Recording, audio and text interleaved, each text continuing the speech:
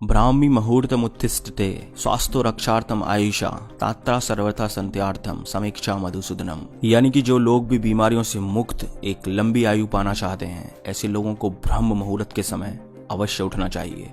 आयुर्वेदा ब्रह्म मुहूर्त चमत्कारिक पल या अमृत बेला सूर्योदय से ठीक 96 मिनट पहले का वो रहस्यमय और चमत्कारिक समय जिसका ठीक से उपयोग करना अगर आप लोगों को आ गया तो कुछ ही समय में आपकी लाइफ में आए चेंजेस को देखकर आप दंग रह जाओगे और आप अपने किसी भी ड्रीम को इतनी आसानी से अचीव कर लोगे जिसके बारे में आपने कभी सोचा भी नहीं होगा। आप किसी भी स्किल्स में इतनी जल्दी मास्टर बन जाओगे जिसे देखकर आप खुद भी हैरान रह जाओगे, क्योंकि ब्रह्म मुहूर्त में किया गया कोई भी काम ठीक उसी तरह से विकसित होता है जैसे कि पानी, खाद और सूरज की प्रेजेंस में कोई पौधा। इसीलिए इस समय को द क्रिएटर आवर्स भी कहा गया है। और ये मैं कोई सो-कॉल्ड जादू टोने की बात नहीं कर रहा हूँ। आज मैं ये बात आपको एंशिएंट और मॉडर्न दोनों साइंसों से प्रूफ करके दिखाऊंगा। So let's get started.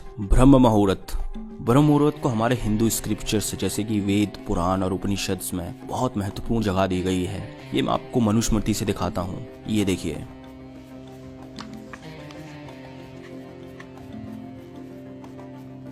ब्राह्म मुहूर्तम विद्येत धर्मार्थ चानु चिंतयेत काया कलेसा च तन्मूलान वेदद्वार्थमेव च।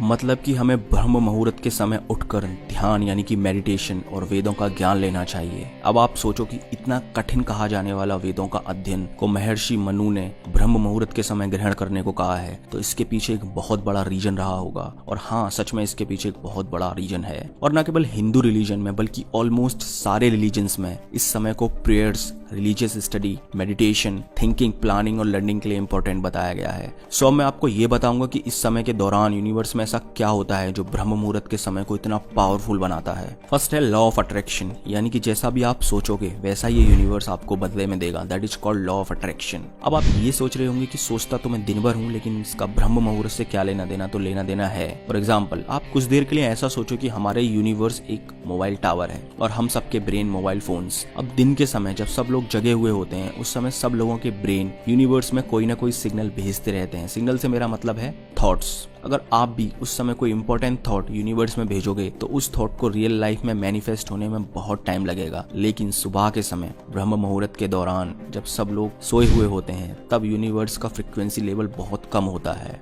और उस समय सोची गई कोई भी थॉट के रियल लाइफ में मैनिफेस्ट होने के चांसेस बहुत बढ़ जाते हैं। आप खुद ही सोचो कि अगर आपको किसी ए प्लेस से बी प्लेस पर दिन में ट्रैफिक के दौरान जाना है या फिर सुबह में 4 बजे के दौरान जाना है, तो किस समय में आप अपनी डेस्टिनेशन पर सबसे जल्दी पहुंचोगे? ऑब्वियसली सुबह के समय। ठीक उसी तरह ब्रह्म मुहूर्त के दौरान यूनिवर्स में थॉट्स का ट्रैफिक बहुत कम होता है और इस समय में सोची गई कोई भी थॉट के रियल लाइफ में मैनिफेस्ट होने के चांसेस बहुत बढ़ जाते हैं। इसलिए ऑलमोस्ट सारे रिलीजन्स में सुबह की प्रेयर्स को बहुत इंपॉर्टेंट बताया गया है ताकि दुआएं कबूल हो सकें। हाँ, मैं जानता हूँ कि हम लोगों को रात में जगना बहुत पसंद होता है, इसलिए मैं आपको 3 बजे उठने के लिए नहीं बोल रहा हूँ। देखो, अगर आप दिल्ली में रहते हो तो दिल्ली में सूर्योदय 7:04 पर हो रहा है। इस हिसाब से दिल्ली में ब्रह्म मुहूर्त 5:28 से शुरू होगा और 6:16 पर समाप्त हो जाएगा। बस आपको इन 48 मिनट में जगे रहना है। उसके बाद आप चाहें तो सो भी सकते हैं, लेकिन इन 48 मिनट में आपको वो काम करना है जो आपके लिए सबसे ज्यादा इंपॉर्टेंट हो। और कुछ ही दिनों में आप अपनी आंखों के सामने अपनी लाइफ बदलते हुए देखोगे। इसलिए बेंजामिन फ्रैंकलिन ने कहा है कि early to bed and early to rise makes a man healthy, wealthy and wise.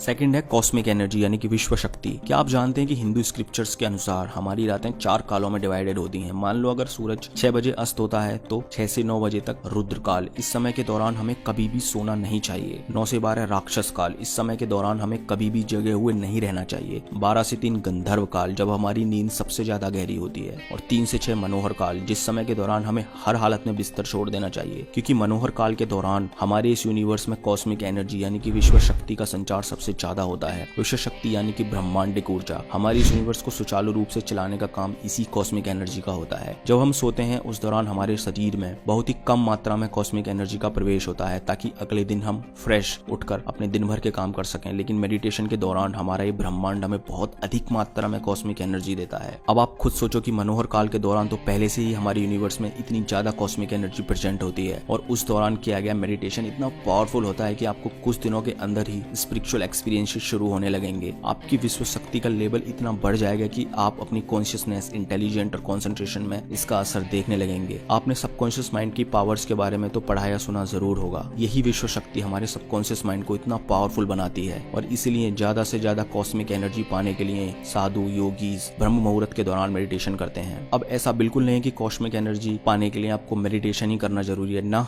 बिल्कुल नहीं। अगर आप प्रेजेंट में रहना सीख लो तो भी आपको मेडिटेशन के बराबर ही कॉस्मिक एनर्जी मिलेगी। बिलीव नहीं हो रहा तो खुद से चेक कर लो। इस वीडियो को 1 मिनट के लिए पॉज करो और प्रेजेंट मूवमेंट में ध्यान लगाओ, तो आप देखोगे कि प्रेजेंट मूवमेंट में आते ही आपका ध्यान सबसे पहले आपकी सांसों पर जाएगा, जैसा कि हम मेडिटेशन के दौरान भी करते हैं। मेरा कहने का मतलब बस इतना ही है कि ब्रह्म मुहूर्त के दौरान हमारे यूनिवर्स में बहुत ज्यादा कॉस्मिक एनर्जी होती है और उस समय के दौरान कंसंट्रेशन के साथ किया गया कोई भी काम, चाहे वो पढ़ाई हो, मेडिटेशन हो या कुछ भी हो, उस काम के रिजल्ट्स आपको एक्स्ट्रा ऑर्डिनरी ही मिलेंगे। थर्ड है सर्केडियन रिदम। जिस तरह से दिमाग और बॉडी एक दूसरे से इंटरकनेक्टेड होते हैं, ठीक उसी तरह से हम और हमारा यूनिवर्स एक दूसरे से जुड़े हुए हैं। आप तो ये जानते होंगे कि हमारी धरती सूर्य के चारों ओर चक्कर लगाती है, तो सुबह के समय जब सूरज की पहली किरण हमारी धरती पर पड़ती है, तब सूरज के चार्ज्ड पार्टिकल्स के चलते धरती बहुत पावरफुल मैग्नेटिक फील्ड जनरेट करती है, जिसके चलते हमारी बॉडी और दिमाग में बहुत सारे केमिकल रिएक्शंस शुरू हो जाते हैं और हमारे ब्रेन का सुपर कैस्मेटिक न्यूक्लियस बॉडी को सिग्नल देने लगता है कि बाहर की दुनिया में उजाला हो गया है और बॉडी उठने के लिए तैयार होने लगती है। जैसे कि बॉडी का टेम्परेचर गिरने लगता है, ब्रेन का पीनियल ग्लैंड बहुत अधिक मात्रा में मेलाटोनिन रिलीज करने लगता है और ये सिस्टम लाखों सालों के इवोल्यूशन के बाद जाके डेवलप हुआ है। अब आप ये दोनों डायग्राम्स को देखिए। पहला है सर्केडियन रिदम और दूसरा है आयुर्वेदिक दोसाज टाइमिंग्स। सुबह के 4 बजे हमारी बॉडी का टेम्परेचर सबसे कम और ब्रेन में मेलाटोनिन का लेवल सबसे ज्यादा होता है और लगभग सुबह में 7:30 के आसपास हमारा ब्रेन मेलाटोनिन बनाना पूरी तरह से